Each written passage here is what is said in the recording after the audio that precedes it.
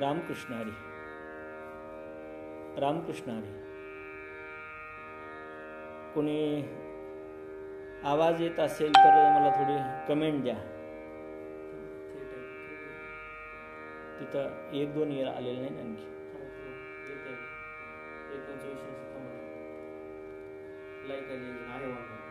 रामकृष्ण हरी.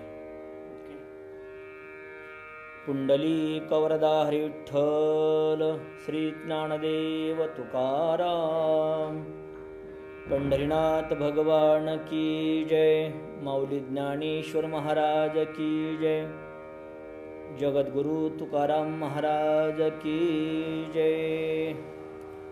हरे राम राम राम हरे हरे. हरे कृष्ण कृष्ण कृष्ण हरे हरे. हरे राम राम राम हरे हरे. हरे कृष्ण कृष्ण कृष्ण हरे हरे. हरे राम राम राम हरे हरे. हरे कृष्ण कृष्ण कृष्ण हरे हरे. हरे राम राम राम हरे हरे. हरे कृष्ण कृष्ण कृष्ण हरे हरे. हरे राम राम राम हरे हरे. हरे कृष्ण कृष्ण कृष्ण हरे हरे. पुंडलिक वरदा हरी विठ्ठल.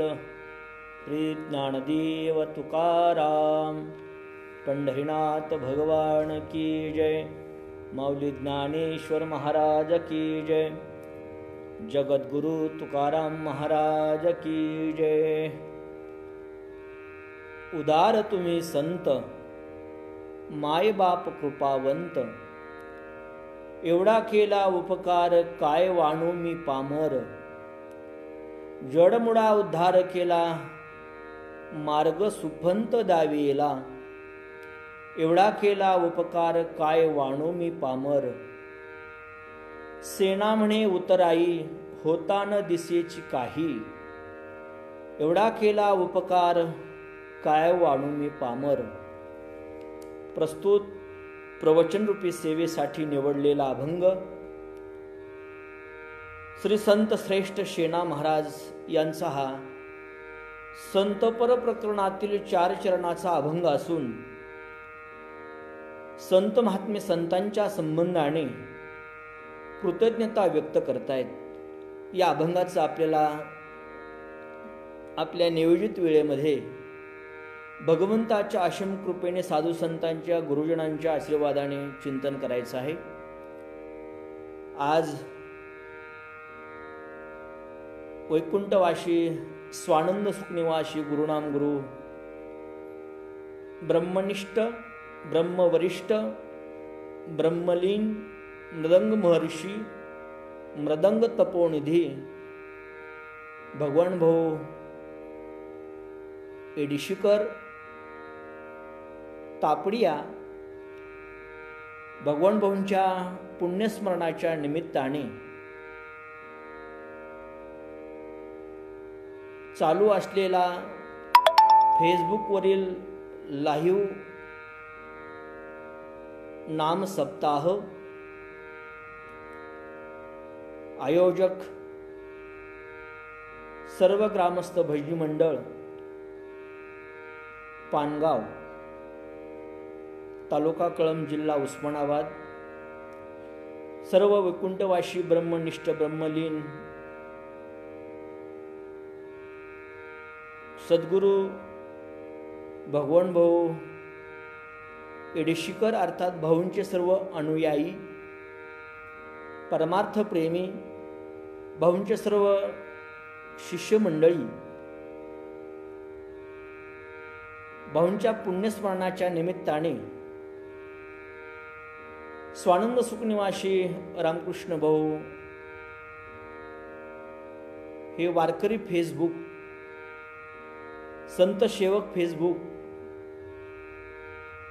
भाऊंचे सर्व अनुयायी सर्व शिष्य परिवार पानगाव ग्रामस्थ मंडळी या भाऊंच्या फेसबुकवरती भाऊंच्याच पुण्यस्मरणाच्या निमित्ताने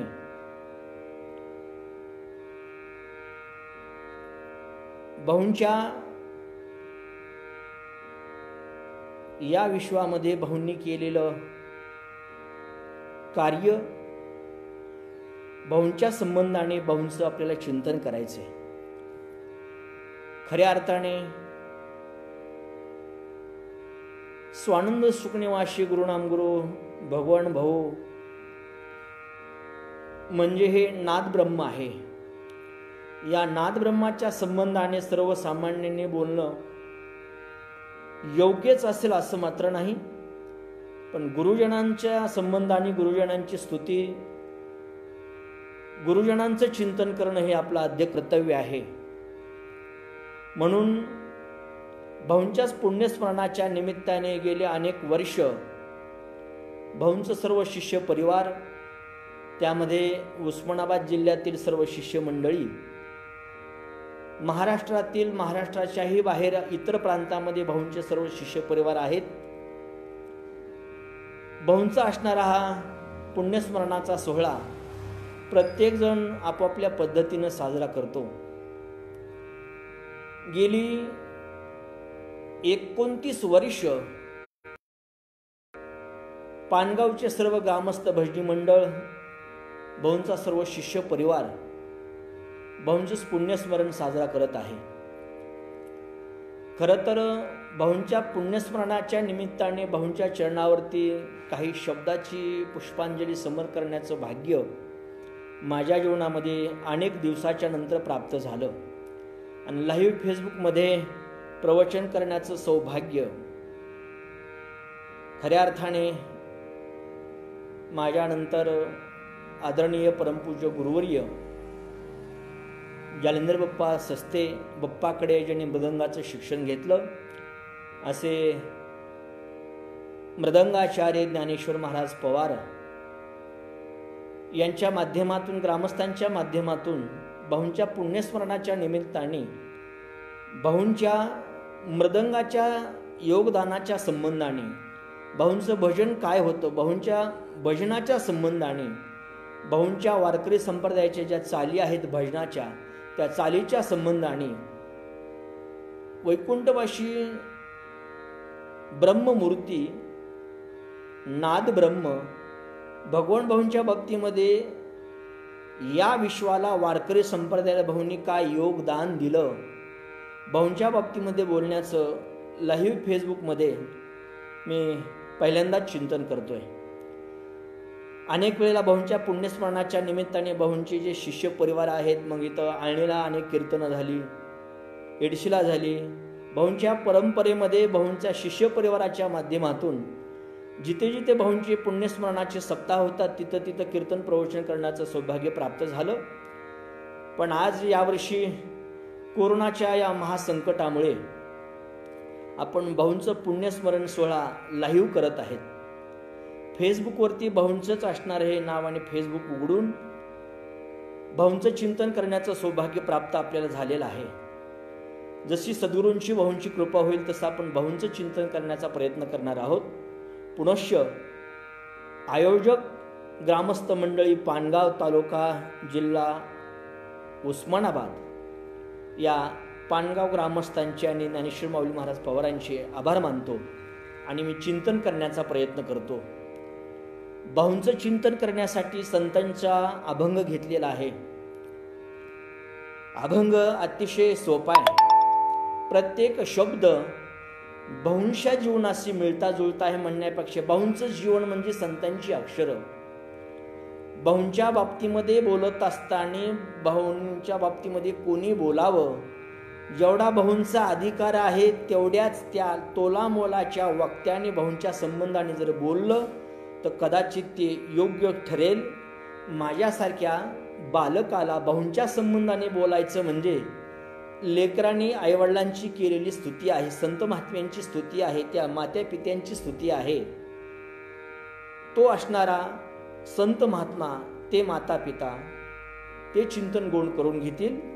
पण ती स्तुती योग्यच होईल असं मात्र नाही, पण आपण संतांची स्तुती केली पाहिजे, भगवंताची स्तुती केली पाहिजे. भाऊंचं वर्णन करणं म्हणजे महाराज येऱ्या गबळ्याचं काम नाहीये. भाऊंची स्तुती करायची असेल तर भाऊंचं वर्णन करायचं असेल तर भाऊंचं वर्णन करत असताना तेवढ्याच ताकदीचा पहिलवान लागतो. ज्यांनी मृदंगावरती थाप टाकल्यानंतर नाद ब्रह्मामध्ये ज्यांचं जीवन लीन होतं अशी भाऊंची अवस्था होते. भाऊंनी मृदंगावरती थाप टाकली की महाराज जो नाद निघायचा ना, मधुर नाद, त्या नादामध्ये भाऊंच्या मुखातून एक एक वाक्य बाहेर पडायचे. भाऊ म्हणायचे मधुरावाणी ओटी तुका म्हणे वाव पोटी. भाऊंचं जीवन हे नाद ब्रह्ममय होतं. भाऊ काय होते आज आपल्याला सांगत असताना जिथं वेदाचे, पुराणाचे, शास्त्राचे शब्द कमी पडतात आणि भाऊंची मृदंगाच्या माध्यमातून कीर्ती अमर राहती, त्या कीर्तीचं वर्णन शब्दाने होऊ शकत नाही. भगवंताच्या संतांच्या बाबतीमध्ये जिथं वेद मौन धारण करतो, शास्त्र जिथं हात टेकवतात, व्यास महर्षीं जिथं आपलं मौनावतात, जिथं महाराज प्रभू रामचंद्रांच्या बाबतीमध्ये बोलत असताना वाल्मिक ऋषी महात्मे म्हणतात की मी काय वर्णन करू, तसं भाऊंच्या बाबतीमध्ये वर्णन करत असताना काय करावं. भाऊ एक थोर संत होते. एक आपल्याशी मी माझ्या अंतःकरणातला भाव व्यक्त करीन. हे दोन भाऊ म्हणजे जीव आणि ब्रह्माचं ऐक्य, परमार्थाच्या संबंधाने या विश्वाला लाभलेलं अमृत आहे. भगवान भाऊ म्हणजे मृदंगातलं अमृत आणि रामकृष्ण भाऊ म्हणजे कीर्तनातलं, वेदांतातलं हे अमृत आहे. दोन्ही अमृत ज्या ज्या महात्म्यांनी प्राशन केलं ते जगाच्या पाठीवर आजही परमात्म्याचं चिंतन करत असताना जीवनमुक्ती अवस्थेमध्ये चिंतन करतात, विधिमुक्ती अवस्थेमध्ये चिंतन करतात.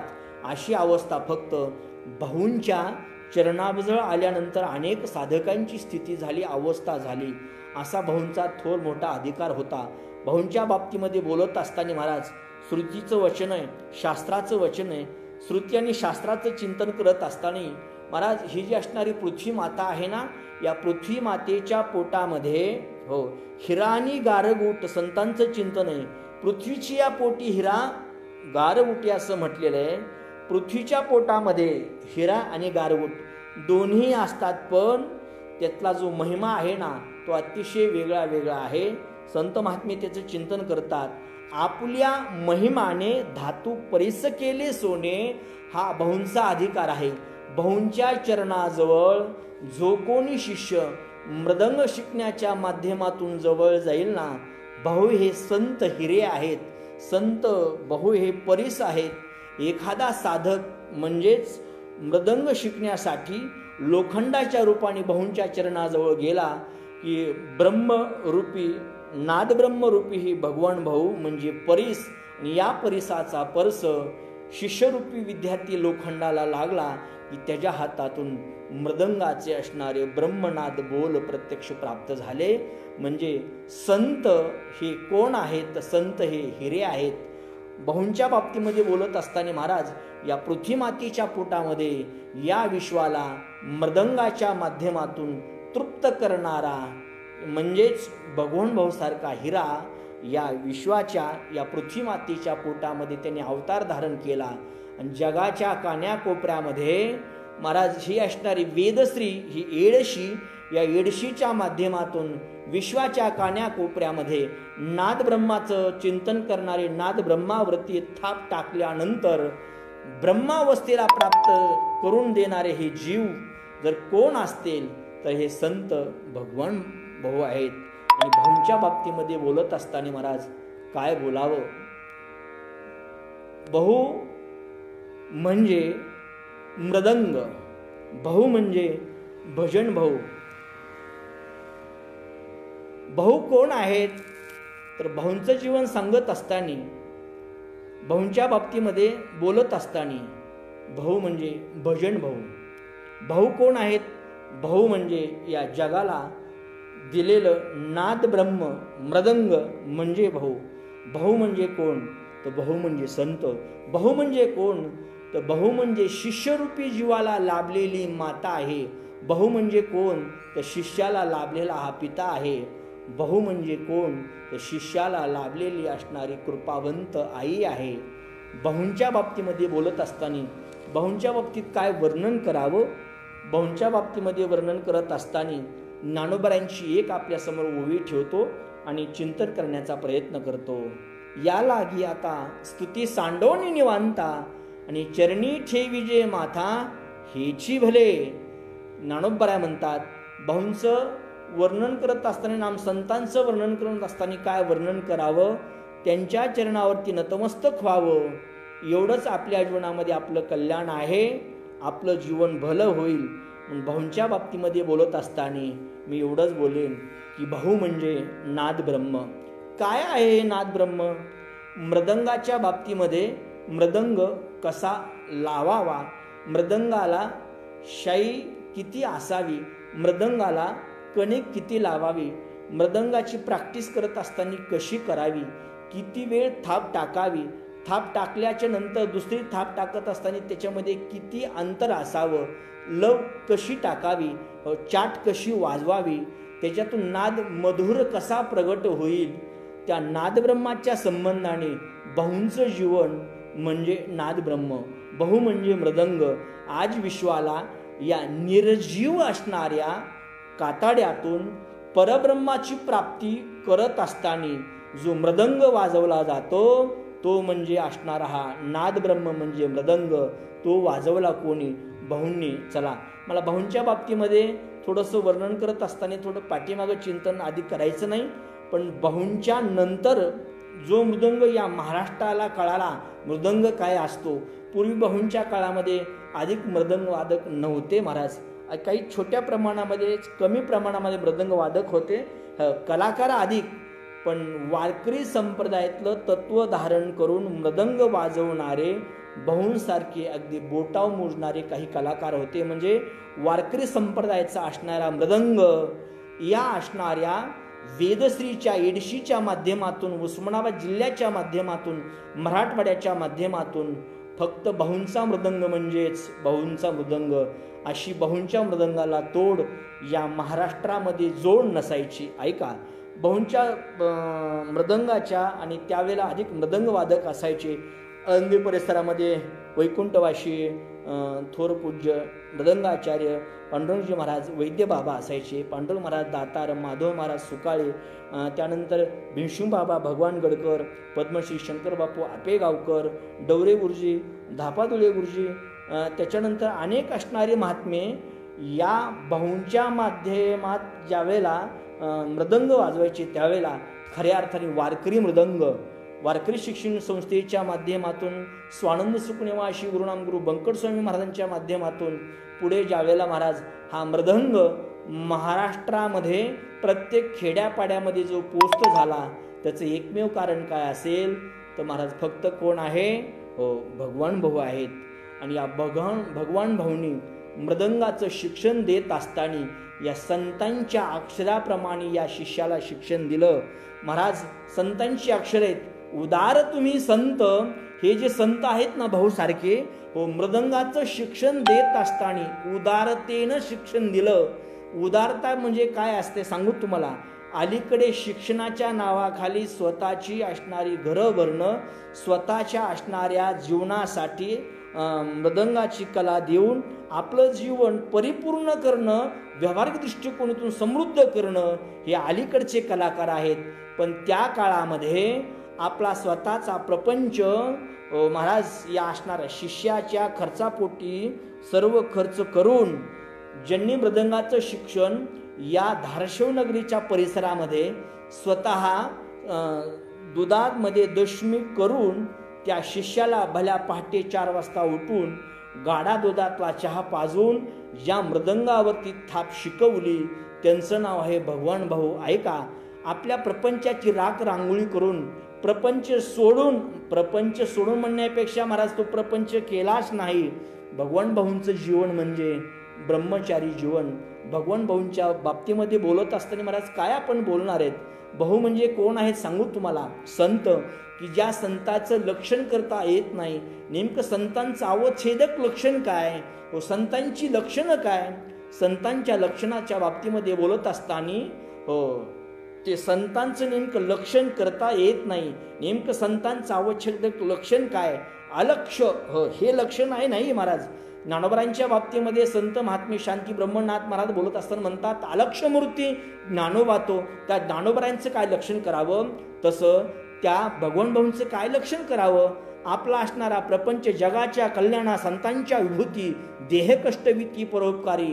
महाराज पहाटे उठावं, स्वतःच्या असणाऱ्या 4 पैशातलं असणारं महाराज अन्न आणावं, दुधात दशम्या कराव्यात आणि शिष्याला आपल्या पदर खर्चाने आपल्या स्वतःच्या घरी ठेवून पदर खर्चाने त्याला शिकवावं.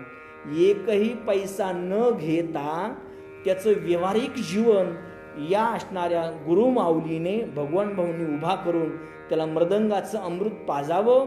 अशी असणारी माझी उदार माऊली म्हणजे कोण आहे? तर भगवान भाऊ आहेत. ऐका महाराज, भाऊंच्या बाबतीमध्ये बऱ्याच वेळा आपण सगळा अनुभव घेतलेला आहे. माझा अनुभव तुमच्यापेक्षा कमी असेल तरी पण माझ्या जीवनामध्ये भाऊंचं जीवन मी जे जे बघितलं ते अतिशय महाराज माझ्या जीवनामध्ये भाऊंचा अनुभव मला थोडा घेता आला म्हणण्यापेक्षा भाऊंच्या असणाऱ्या अनुभवातून जो असणारा अनुभव माझ्या गुरुमाऊलींनी घेतला, आदरणीय हरिभक्तीपरायण परमपूज्य गुरुवर्य जालेंद्र बाप्पा सस्ते बाप्पांच्या माध्यमातून मला तो ग्रहण करायला मिळाला. जी विद्या भाऊंनी जालेंद्र बाप्पांना दिली, माझ्या गुरूंना दिली, तीच विद्या माझ्या जीवनामध्ये गुरुवर्य जालेंद्र बाप्पांनी मला प्राप्त करून दिली. ती पण त्याच पद्धतीनं दिली. कधीही गुरुवर्य जालेंद्र बाप्पांनी एकही रुपया माझ्याकडून नाही, विद्यार्थ्याकडून घेतला नाही. याचा अर्थ भाऊंचं जे शिक्षण आहे तेच पुढं भाऊंनी जीवनामध्ये पुढच्या शिष्यांनी पत्करलं आणि जगाचं कल्याण नादब्रह्माच्या माध्यमातून केलं. भाऊंचं जीवन म्हणजे काय सांगू तुम्हाला, एक प्रमाण सांगतो म्हणजे तुमच्या लक्षात येईल. ज्ञानोबराय म्हणतात, तुकोबराय म्हणतात, संतांचे अनेक प्रमाण आहेत. संत उदार उदार भरले अनंत भांडार. जसं संतांच्या जीवनामध्ये अनंत भांडार आहेत ना, आणि संत उदार आहेत, आणि त्या उदारतेने ते संत महात्मे काय करतात तर घालतात. काय घालतात तर दुकान घालतात, व्यवहार करतात. घातला दुकान देती आली याशी दान. संत उदार उदार भरले अनंत भांडार. तसं वैकुंठवासी स्वानंद सुखनिवासी गुरुनाम गुरु भगवान भाऊकडे अनंत भांडार या मृदंगाच्या बोलातून भरलेला आहे. एक एक बोल म्हणजे भाऊंचा. महाराष्ट्रामध्ये मृदंगावरती थाप टाकली, 10 आणि ता वाजल्याबरोबर तर हा मृदंग आचार्य कुठला आहे तर आळंदीतली मुलं म्हणायची नाही, हे वादन म्हणजे फक्त येडशीकराचं. येडशीकराचा एक मृदंग वादक आणि आळंदीकराचे 100 मृदंग वादक. तिनं वाजवत असताना जर वाजवला तर 100 विद्यार्थ्यामध्ये येडशीकराचा विद्यार्थी वेगळाच म्हणजे थापीच्या माध्यमातून 10 आणि ता न त्रक तुन्ना घी हे जे बोल आहेत, बोलाचे शब्द आहेत, तो 100 मुलामध्ये येडशीकराचा मृदंग वादक अगदी थापीवरून ओळखला जायचा. असं मर्दानी वादन म्हणजे भाऊंचं वादन. असं असणारं उदारतेनं भाऊंनी या समाजाला दिलं. भाऊंच्या बाबतीमध्ये महाराज काय बोलावं? भाऊ म्हणजे कोण आहेत तर संत आहेत. पण कसे संत आहेत? उदार संत आहेत. उदार तू हरी ऐशी कीर्ती चराचरी. त्या भगवंताची जशी कीर्ती आहे चराचरामध्ये, हरी उदार आहे, भगवान उदार आहेत, संत उदार आहे, कर्ण उदार आहे. पण तो भगवान उदार असताना देखील महाराज हरी श्रीकृष्ण राम त्या उदारतेमध्ये घेशी तेव्हा देशी ऐसा अससी उदार. असं भगवंताच्या बाबतीमध्ये उदारतेचं चिंतन करत असताना सांगितलं. पण माझ्या भाऊंच्या बाबतीमध्ये उदारतेचं चिंतन सांगत असताना भाऊंनी कधी कुणाचा दमडाही घेतला नाही. मी तर महाराज अनुभवाचं तुम्हाला चिंतन सांगेल की उलट भाऊंनी आपल्या विद्यार्थ्याला विचारायचं, कार्य बाबा तू तिथं चाललेला आहेस, येतो जातो, तुला एखादा रुपया कोणी देतं का नाहीये? भाऊंनी मृदंगाचं शिक्षण दिल्याच्या नंतर त्याचा व्यावहारिक जीवन देखील कसं समृद्ध होईल, त्याच्या व्यावहारिक जीवनासाठी भाऊ आपल्या पदर असणाऱ्या प्रपंचातला म्हणजे नया पैसा 1-1, 2-2, 3-3 पैसे त्याला द्यायचे आणि त्याचा प्रपंच देखील उभा करायचे. याचा अर्थ असा आहे की व्यावहारिक शिक्षण द्यायचे. तू शिलाई मशीन शिक, तू तुझं असणारं सुतारकीचं काम कर, तू शेतीचं काम कर, तुला कुठं काय अडचण आहे का? भाऊंनी असं आपल्या शिष्याचं जीवन समृद्ध केलं. याचा अर्थ आपला प्रपंच उदारतेने या परमार्थ करणाऱ्या साधकाला दान देऊन टाकला. उदारतेनं आपला प्रपंच खर्च केला. भाऊंच्या जीवनामध्ये फक्त एकच, भगवंताचं चिंतन म्हणजे भाऊ, नाद ब्रह्म म्हणजे भाऊ आणि भजन म्हणजे भाऊ. मी आपल्याला स्वाभिमानाने काही काही गोष्टी सांगेल. मृदंगाच्या बाबतीमध्ये काय बोलावं महाराज, एक बोलू का? मी ऐकलंय महाराज, ज्यावेळेला बेड भागामध्ये वैकुंठवासी आदरणीय मृदंग महर्षी, कीर्तन महर्षी, ज्यांच्या जीवनामध्ये सद्गुरूंची कृपा झाली, असे भीमसिंह बाबा सुद्धा म्हणायचे, अरे वा काय मृदंग वाजवतो. माझ्या जीवनातला प्रसंग सांगतो. पाटोद्यामध्ये मोठा सप्ताह, मी छोटा होतो, गुरुवर्य जालंधर बाप्पाकडे शिक्षण घेऊन ज्यावेळेला आम्ही पाटोद्याच्या सप्ताहामध्ये 12 मृदंग लावले आणि त्यावेळेस त्यांनी सांगितलं, अरे हा छोटा मुलगा वाजवतोय, याला एकट्याला वाजू द्या, माझ्या जवळ येऊ द्यायचे आणि बाळा तू सांग, वाजव म्हटल्यानंतर मला त्यांनी सांगितलं, अरे बाळा तू कुणाकडे शिकला? मी सांगितलं येडशीकराकडे शिकलो. आणि मग त्यांनी सांगितलं, हो भाऊंचा मृदंग म्हणजे महाराष्ट्राच्या कान्याकोपऱ्यामध्ये विश्वाला तृप्त करणारा, जगाच्या पाठीवर एकही असा मृदंगाचार्य नाही की भाऊंचा मृदंग वाजवल्यानंतर मी पुन्हा आता वाजवण्याची सेवा करतो असा म्हणणारा जगाच्या पाठीवर मृदंग वादक नाही. बाळा तू वाजव. म्हणजे भीमसिंह बाबांनी या असणाऱ्या येडशीकराच्या मृदंगाचं वर्णन करावं.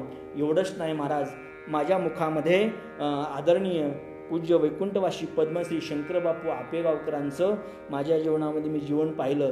त्यांनी म्हटलं, अरे वा मृदंग आहे ना, वा येडशीकराचा मृदंग म्हणजे मृदंग आणि तू त्यांच्याकडे शिकला, ठीक आहे चल माझ्यासोबत चल. म्हणजे या मृदंगाच्या संबंधाने अनेकांच्या जीवनामध्ये अनेकांना या येडशीकरांचा अनुभव आहे. आळंदी क्षेत्रामध्ये ज्यावेळेला महाराज मी मृदंग वाजवायचो, येडशीकराचा मृदंग हा वादक आहे अशीच आमची ओळख आळंदी क्षेत्रामध्ये फक्त येडशीकराच्या मृदंगाच्या माध्यमातूनच झालेली आहे. एवढंच नाही, माझ्या जीवनातला आनंदाचे अनेक प्रसंग आहेत. त्यामध्ये लोणंदला ज्यावेळेला कीर्तन मी वाजवलं आणि कीर्तन वाजवल्याच्या नंतर मला बाहेर बोलावून घेतलं. आदरणीय वैकुंठवासी पूज्य वारकरी संप्रदायाचं चिंतन करत असताना थोर ती विभूती होऊन गेली. बोधेबाबाने सांगितलं, अरे बाळा छान मृदंग वाजवतोस, कुणाकडे शिकला? येडशीकर ना. अरे वास मग बोलायचंच नाही. आणि त्यांनी सांगितलं, भाऊंचं जीवन आम्ही प्रत्यक्ष जवळून बघितलं. आम्ही एका दिंडीमध्ये चाललो. आदरणीय पूज्य वैकुंठवासी सोपान काका बेदरे, भगवान भाऊ, हे आम्ही आमच्या जीवनामध्ये अनेक परमार्थाचा आनंद लुटला. मृदंगणा भाऊंचा मृदंग म्हटल्यानंतर बस काय बोलायचीच गरज नाही. महाराष्ट्राच्या कान्याकोपऱ्यामध्ये भाऊंनी हे विश्वतृप्त केलं. म्हणजे उदारतेच्या माध्यमातून हा मृदंग जगाला शिकवला. म्हणून महाराज खऱ्या अर्थाने मृदंगाच्या बाबतीमध्ये उदार संत कोण असतील तर भाऊंसारखा महात्मा जगाच्या पाठीवर आणखी जन्माला आलेला नाही. आणि पुढेही उदारतेनं न घेता शिष्याला दान देण्याची दातृत्वाची शक्ती भाऊंकडे जी होती ती विश्वाच्या पाठीवर कोणालाही प्राप्त होणार नाही. असं भाऊंचं जीवन आहे महाराज. एवढंच नाही, भाऊ नुसते मृदंगच नाही तर भाऊ त्या असणाऱ्या साधकाला, त्या शिष्याला महाराज भजन देखील शिकवायचे. अर्थात भजन जे होतं ना, वारकरी संप्रदायाचं तत्व म्हणजे वारकरी संप्रदायाची प्रणाली काय आहे एक बोलू तुम्हाला. एक वचनामध्ये भाऊंचं चिंतन सांगतो. लावोनी मृदंग श्रुती टाळ घोष, सेवू ब्रह्मरस आवडीने. वारकरी संप्रदायाचा ब्रह्मरस आवडीने सेवन करत असताना वारकरी संप्रदायाची जी प्रणाली आहे, वारकरी संप्रदायाची जी नियमावली आहे, वारकरी संप्रदायाचा नियम म्हणजे वैकुंठवासी स्वानंद सुखनिवासी गुरुनाम गुरु भगवान भाऊचा मृदंग आणि भगवान भाऊंचं भजन. मी बोलेन महाराज, भाऊंचा मृदंग वादक कुठल्याही तमाशामध्ये वाजवणार नाहीये. आणि जर वारकरी संप्रदायामध्ये जर तो तिथं कुठं गेला असेल तर त्याला पुन्हा वारकरी संप्रदायामध्ये त्याला मृदंगावरती थाप टाकू दिले नाही. असं भाऊंचा महाराज काय होता, बाणा होता. भाऊंचं तत्व म्हणजे धर्म, भाऊंचा धर्म म्हणजेच वारकरी संप्रदायाचा नियम. ही माणसं धर्माने, तत्वाने, नियमाने वारकरी संप्रदायाचं चिंतन करत असताना वारकरी मृदंग आणि वारकरी जीवन म्हणून हे जगले. या असणाऱ्या संप्रदायाला खरं योगदान मराठवाड्यामध्ये कुणाचं असेल तर महाराज येडशीकर फडाचं आहे. मी तुम्हाला प्रामुख्याने सांगेल, येडशीकर फड या विश्वाच्या कान्याकोपऱ्यामध्ये ज्यावेळेला आपण प्रत्यक्ष पंढरपूर क्षेत्रामध्ये त्याचा अनुभव घेतो, महाराज थोर मोठ्या वाक्यांची अनेक कीर्तनं झाली महाराज येडशीकरांच्या फडावर. बोलेन आपणाशी धुंडा महाराजापासून, एकनाथ महाराजापासून, भानुदास महाराजापासून एवढंच नाही, आता अलीकडे ज्यावेळेला वैकुंठवाशी वेदांत वाचस्पती जगन्नाथ महाराज अण्णा पवार हे यांचं देहावसन झालं, म्हणजे तिथपर्यंत अनेक विद्वान बडे बडे मंडळी, शेखर महाराज, चैतन्य महाराज, जयवंत बोधले महाराज, म्हणजे जे कोणी विद्वान रत्न या वारकरी संप्रदायाचे होऊन गेले. जगाच्या कान्याकोपऱ्यातला येणारा वारकरी येडशीकराच्या फळावर 2-3 गोष्टीचा आनंद घ्यायचा. एक तर वारकरी संप्रदायामध्ये अनेक मृदंग कीर्तनाला कोणाच्या फळावर असतील तर येडशीकर भगवान भाऊंच्या फळावरती मृदंग. वारकरी संप्रदायाच्या चाली जर बंकट स्वामी महाराजांच्या नंतर कोणाकडे तुम्हाला ऐकायला मिळत असतील तर फक्त येडशीकरांच्या फळावरती. आणि वारकरी संप्रदायाचे विद्वान कीर्तनकार कोणाच्या फळावरती पंढरपूर क्षेत्रामध्ये कीर्तन करत असतील तर महाराज ते फक्त येडशीकरांच्या फळावरती. म्हणजे येडशीकरांच्या फळावरती कीर्तन, येडशीकरांच्या फळावरती भजन आणि येडशीकरांच्या फळावरती मृदंग नाद ब्रह्म.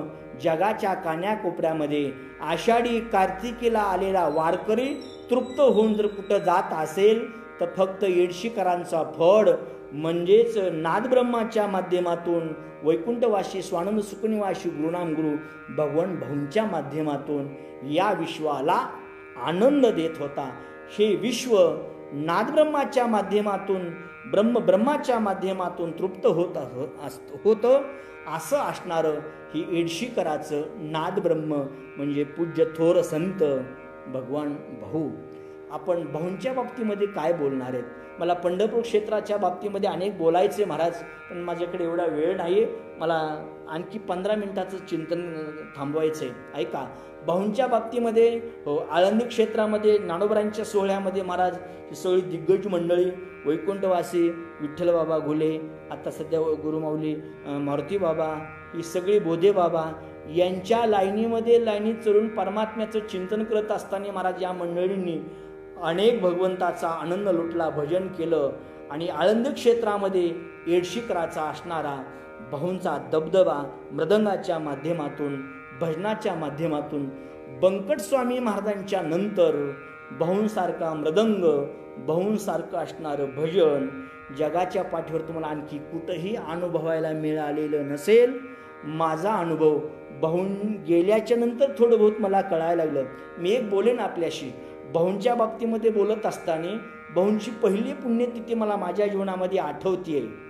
आणि भाऊंची पहिली पुण्यतिथी ज्यावेळेला सर्व मंडळी एकत्र मिळून करू लागले आणि करत असताना महाराज वारकरी संप्रदायाचं थोर मोठं व्यक्तिमत्व आदरणीय हरिभक्तीपरायण किसन महाराजी साखरे यांचं जागराचं कीर्तन होतं. आणि महाराज मृदंग म्हटलं की महाराज मृदंगाच्या बाबतीमध्ये येडशीकराचा मृदंग ऐकण्यासाठी कुठेही येडशीकराचं फड असू द्या, तेरला असेल तर येडशीकराचा मृदंग ऐकायला माणसं फडावरती यायची. येडशीकराचा कुठलाही सप्ताह असू द्या ना महाराज, पहिलं कीर्तन म्हणजे पहिली पुण्यतिथी आणि शेवटचं कीर्तन आणि मग मृदंग वाजवायचा कुणी. भाऊंची जी पट्ट शिष्य आहेत त्या शिष्यामध्ये 2 शिष्य आहेत की पहिला पकवाज उजव्या हाताचा गुरुवर्य जालेंद्र बाप्पाला आणि डाव्या हाताचा आदरणीय पूज्य मुकुंद आबांना. आणि मग वाजवायचं कुणी ठरलं होतं की ज्येष्ठीने रोज मृदंग वाजवायचा, ज्येष्ठीने सेवा करायची. महाराज एक आनंद वेगळा होता. आणि त्या आनंदामध्ये शेवटचं कीर्तन तिकडं मुकुंद आबाला वाजवायला सांगितलं. म्हणजे मुकुंद आबा उभा राहणार होते, पण आबाला असं वाटलं अरे आपण किती दिवस वाजवणार आहेत, आता नाही, आपण आपल्या मुलाला उभा करावं. तर भाऊंच्या प्रथम पुण्यस्मरणाच्या निमित्ताने साखरे महाराजाचं कीर्तन वाजवत असताना डाव्या हाताला मुकुंद आबाने त्यांच्या चिरंजीवाला आदरणीय महादेव महाराज पंचाळा उभा केलं. बाप्पाला असं वाटलं अरे मग आता आपणही निवृत्ती घ्यावी, भाऊंची सेवा करायची असेल तर मी बी एखाद्या विद्यार्थ्याला कुठंतरी भाऊंसारखंच उदारतेनं शिक्षण दिलेलं आहे, नया पैशाची अपेक्षा केली नाहीये. खरं जर मी माझ्या असणाऱ्या एखाद्या विद्यार्थ्याला शिकवलं असेल तर मी त्यालाही उभा करावं, म्हणजे पुढेही माझ्या पुढच्या पिढीमध्ये भाऊंची सेवा होईल. आणि भाऊंची सेवा करण्यासाठी पलीकडे महादेव महाराज उभा राहिले आणि गुरुवरे ज्ञानेंद्र बाप्पांच्या आज्ञेने मी बाप्पांच्या जागी उभा राहिलो. आणि तो आनंदाचा क्षण 29 वर्षापूर्वी साखरे महाराजांनी कीर्तनामधून सांगितलं. आज मी कीर्तन सांगणार नाही, तुम्ही फक्त आज या दोघांचा मृदंग ऐका, तर मृदंगातून तुम्हाला बहुचा अनुभव येणार आहे. म्हणून आज मृदंग एवढ्या ताकदीने दोघंही वाजवत आहेत. काय भाऊंचं जीवन असेल. म्हणजे साखरे महाराजासारख्या वक्त्याने आमच्यासारख्या 2 मृदंग वादकाचं कौतुक करावं, ते आमचं कौतुक नव्हतं, तर भाऊंचा जो मृदंग आहे आणि जी भाऊंची शिक्षणाची कला आहे, भाऊंचं जे ज्ञान आहे, तो मृदंग प्रत्यक्ष त्या दिवशी भाऊंनी आमच्याकडून वधून घेतला. तो माझ्या जीवनातला भाऊंची सेवा करत असताना सर्वात आनंदाचा क्षण होता. आणि त्याच्यासाठी भाऊंचा सर्व शिष्य परिवार त्या दिवशी उपस्थित होता आणि सर्वांनी आशीर्वाद दिला. मी चिंतन एवढ्यासाठी मानतो की अशा भाऊंचं काय चिंतन करावं. फक्त मी एकच सांगेल, भाऊ म्हणजे कोण आहेत, तर उदार संत आहेत. फक्त एक विशेषण सांगतो आणि 10 मिनिटांमध्ये सेवा संपवण्याचा प्रयत्न करतो. ऐका, भाऊंचं जीवन म्हणजे ना संत जीवन आहे. संत जीवन कसं असतं, परोपकारासाठी असतं. त्या 8 वस्तूचं चिंतन केलंय, मला विस्तार करायचा नाही. त्या 8 वस्तू नेहमी परोपकारासाठी जीवन जगतात. मला वेळ मिळाला तर पुढे त्याचं चिंतन करेल. भाऊंचं जीवन म्हणजे संत जीवन, उदार संत. संत शेना महाराज भाऊंचंच वर्णन करतात. ऐका, उदार तुम्ही संत, माये बाप कृपावंत. तुम्ही कोण आहात? हो, तर भाऊ तुम्ही संत आहात. भाऊ तुम्ही कोण आहात? भाऊ तुम्ही माझी माई आहात, म्हणजे आई आहात. भाऊ तुम्ही कोण आहात? तर या विश्वाला, या शिष्य परंपरेतील सर्व शिष्याला, जे कोणी नादब्रह्माच्या माध्यमातून तुमच्या आचाराने, तुमच्या विचाराने, तुमच्या विवेकाने, तुमच्या सर्वगुण संपन्नतेने वारकरी संप्रदायाची सेवा करत असेल, तो असणारा शिष्य म्हणजेच तुमच्या जीवनामध्ये त्याच्यावरती काय होते, कृपा होते. असा तुमच्या कृपेला पात्र झालेला शिष्य म्हणजे तुम्ही कोण आहात? संत, कृपावंत आहेत. भाऊंच्या बाबतीमध्ये हे खरं विशेषण आहे. या विशेषणाने युक्त कोण आहेत? तर स्वानंद सुखनिवासी गुरुनाम गुरु भगवान भाऊ आहेत. भाऊ काय आहेत? भाऊ कृपावंत आहेत. कृपेचं चिंतन खूप आहे महाराज. संत महात्मे आपल्या शिष्यावरती, साधकावरती, सर्वसामान्यावरती काय करतात महाराज? कृपा करतात. कृपा ऐका, हो, संत महात्मे चिंतन करतात. कृपया केली संत जनी, कृपया केली संत जनी. महाराज संत महात्मे कृपा करतात. एवढंच नाही, संत कृपा झाली. ही शिष्यरूपी मृदंगाची महाराष्ट्रामध्ये ही मांदी आली महाराज काय झाली? फळाशी आली. संत कृपा झाली, इमारत फळा आली. महाराज तुमच्या कृपेची पोसणे हे तुमची ही कृपा आहे. जन्मोजन्मी तुका म्हणे. तर तुम्ही कृपा नाही केली तर महाराज हा शिष्य परमात्म्याचं चिंतन करू शकत नाही. म्हणून भाऊ कोण आहेत? तर कृपावंत संत आहेत. भाऊ उदार संत आहेत. कृपेचं खूप चिंतन आहे. कृपाळू सज्जन, तुम्ही संत जन, कितीतरी मी तुम्हाला प्रमाण सांगेल महाराज. संतांच्या बाबतीमध्ये कृपावंत किती, दीन बहु आवडते.